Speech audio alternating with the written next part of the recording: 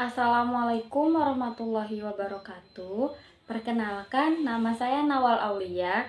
Saya dari kelas 2 PGMIC dengan nomor NIM 23 12 40091. Video ini untuk memenuhi tugas akhir mata kuliah Sejarah Peradaban Islam yang diampu oleh Ibu Dr. Helna Nelis MPD. Di sini saya akan sedikit menceritakan tentang tokoh yang berperan penting dalam perkembangan Islam di Indonesia. Saya akan menceritakan sedikit tentang tokoh yang berperan penting dalam perkembangan Islam di Indonesia, yaitu Sunan Kalijaga, salah satu anggota Wali Songo yang sangat berjasa menyebarkan ajaran agama Islam tersebut adalah Sunan Kalijaga atau sering disebut Raden Mas Said. Raden Mas Said adalah salah satu Wali Songo yang berpengaruh besar dalam penyebaran serta perkembangan ajaran agama Islam di Indonesia. Sunan Kalijaga sampai saat ini beliau masih dihormati oleh umat Islam di Indonesia, khususnya di tanah Jawa. Sepanjang hidupnya, Sunan Kalijaga disegani oleh masyarakat muslim maupun non-muslim. Sunan Kalijaga terkenal dengan cara berdakwah yang menghormati tradisi dan budaya masyarakat Jawa. Sunan Kalijaga pernah berperan di pemerintahan dan juga kerajaan dan menjadi sosok yang terkenal dengan cara berdakwahnya yang menghormati tradisi dan budaya masyarakat Jawa. Sunan Kalijaga adalah salah satu dari 9 Wali Songo yang terkenal di Indonesia. Sunan Kalijaga lahir pada tahun 1450 Masehi. Beliau lahir di Cirebon pada abad ke-16 dari pasangan bangsawan Tuban, yaitu Tumenggung Walitika atau Bupati Tuban saat itu, dan juga pasangan dari Dewi Nawangrum. Karena darah bangsawan miliknya, Sunan Kalijaga kecil diberi gelar sebagai Raden Mas Said dan wafat pada tahun 1513 di Kadingalu. Beliau dimakamkan di Makam Sunan Kalijaga, Demak. Masa hidup Sunan Kalijaga diperkirakan mencapai lebih dari 100 tahun. Ia lahir dengan nama kecil, yaitu nama Raden Umar Said. Beliau memasukkan nilai-nilai Islam ke dalam budaya yang dipegang kuat oleh masyarakat Jawa, sehingga ajaran Islam bisa diterima dengan baik. Beberapa peninggalan Sunan Kalijaga yang masih bisa kita temukan saat ini, yaitu diantaranya adalah tambang, gundul-gundul pacul, terus seni wayang kulit, seni gamelan, seni ukir, bedug masjid, hingga sistem pemerintahan. Terlepas dari silsilahnya, Sunan Kalijaga diketahui lahir ketika masa kejayaan Kerajaan Majapahit sedang berada di ujung tanduk. Rakyat hidup dalam kesengsaraan setiap hari karena penguasa Majapahit mewajibkan rakyat membayar upeti sangat tinggi. Saat menginjak masa muda, Raden Mas Said mulai prihatin dengan kehidupan masyarakat di sekitar tempat tinggalnya, yaitu dia mendengar langsung tangisan bocah yang sangat kelaparan dan meminta makan pada orang tuanya. Dia juga menyaksikan dengan mata kepala sendiri ketidakmampuan mereka, para orang tua, untuk mengatasi rasa lapar anak-anak mereka.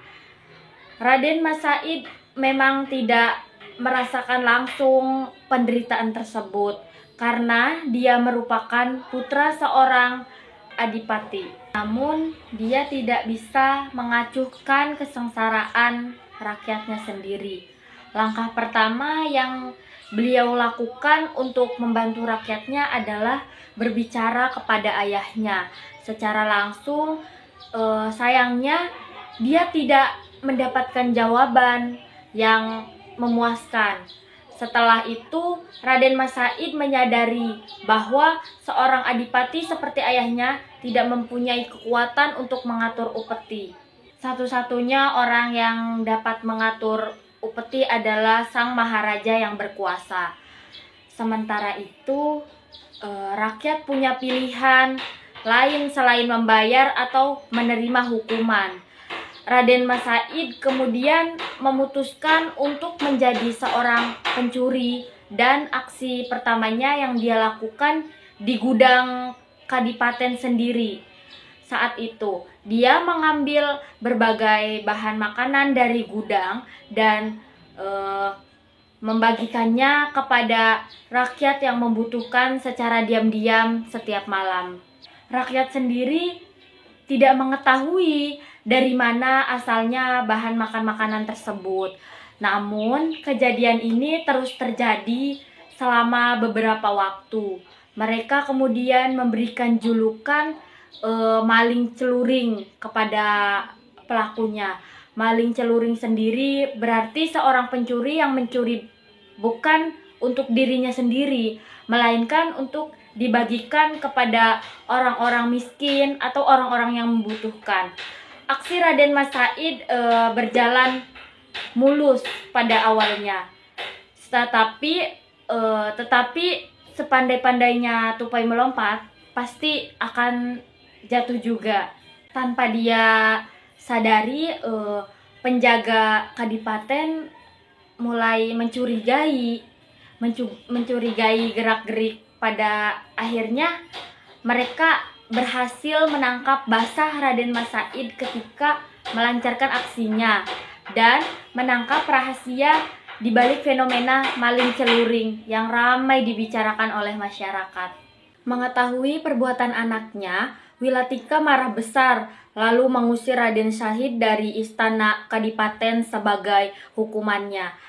Raden Syahid tidak merasa gentar setelah mendapatkan hukuman.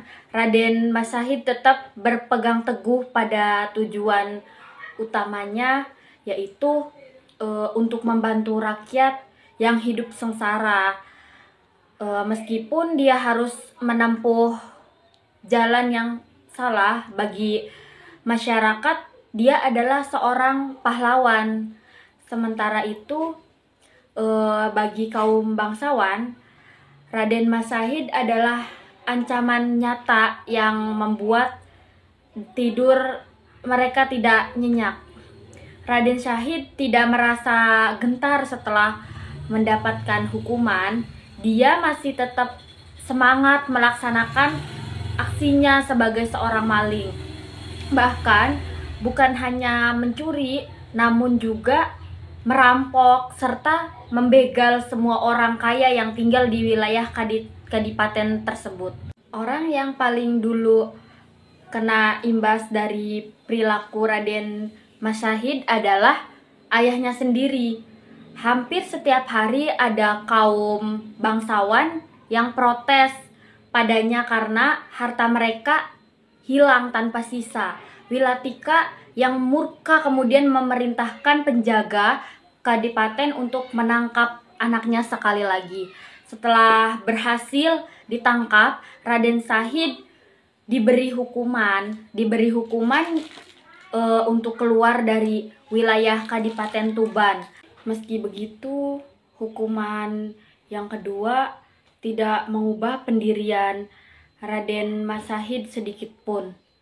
Dalam melaksanakan dakwahnya, Sunan Kalijaga menggunakan 3 pendekatan, yaitu yang pertama momong.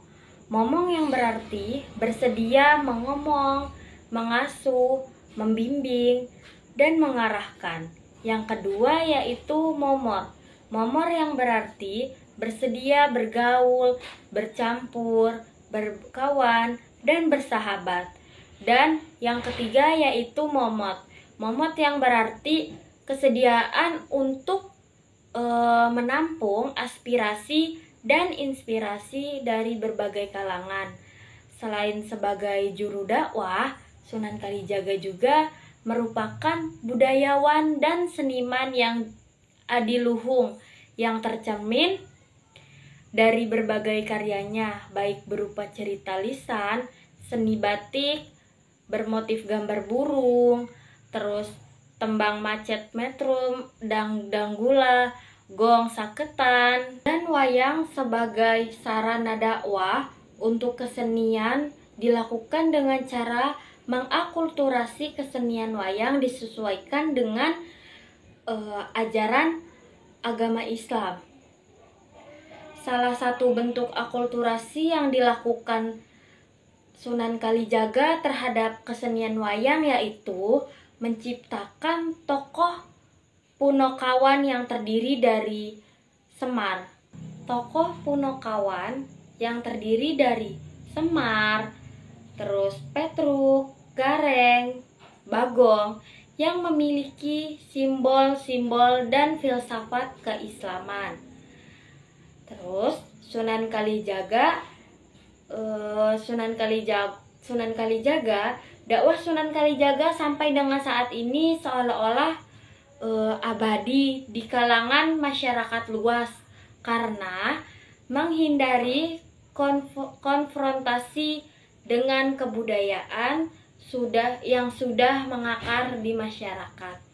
Dari kisah ini dapat kita simpulkan bahwa Sunan Kalijaga merupakan sosok yang gigih dan pantang menyerah dalam menyebarkan agama Islam di Pulau Jawa pada abad ke-15. Dia juga merupakan pemimpin yang bijaksana dan mampu mempertahankan wilayah kekuasaannya dari segala ancaman. Selain itu, kisah ini juga menunjukkan betapa pentingnya peran ulama dalam menyebarkan agama Islam dan membimbing umatnya. Dalam konteks kekinian, kisah Sunan Kalijaga merupakan mengajarkan kita untuk tetap mempertahankan nilai-nilai kebaikan, tolong-menolong, dan kebenaran, serta berjuang tanpa kenal lelah untuk mewujudkan cita-cita yang mulia. Baik, dari kisah ini dapat kita simpulkan bahwa Sunan Kalijaga merupakan sosok yang sangat gigih dan pantang menyerah dalam menyebarkan ajaran agama Islam di Pulau Jawa pada abad ke-15. Dia juga merupakan pemimpin yang bijaksana dan mampu mempertahankan wilayah kekuasaan dari segala ancaman. Selain itu, kisah ini juga menunjukkan betapa pentingnya peranan ulama dalam menyebarkan agama Islam dan membimbing umatnya. Dalam konteks kekinian, mempertahankan nilai-nilai kebaikan, tolong-menolong, dan kebenaran, serta berjuang tanpa kenal lelah untuk mewujudkan cita-cita yang mulia. Jadi, kisah Sunan Kalijaga adalah cerita yang mengisahkan kehidupan seseorang wali Allah yang sangat terkenal di Jawa. Pada masa lampau, Sunan Kalijaga adalah seorang raja dari sebuah kerajaan kecil tanpa ia meninggalkan tahtanya dan memilih hidup sederhana seperti bertapa di tepi sungai Kalimas. Di sana, ia mengajar agama Islam kepada masyarakat sekitar serta beribadah dan berdoa untuk mencapai kesucian. Dalam kisah ini terdapat beberapa nilai-nilai yang dapat dipetik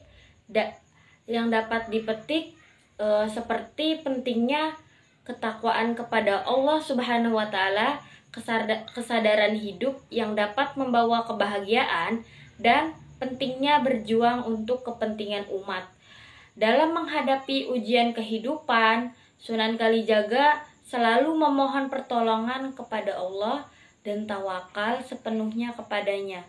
Ia juga hidup dengan penuh rasa bersyukur terhadap apa yang telah diberikan Allah kepadanya dan tidak pernah merasa iri terhadap orang lain. Cukup sekian. Wassalamualaikum warahmatullahi wabarakatuh.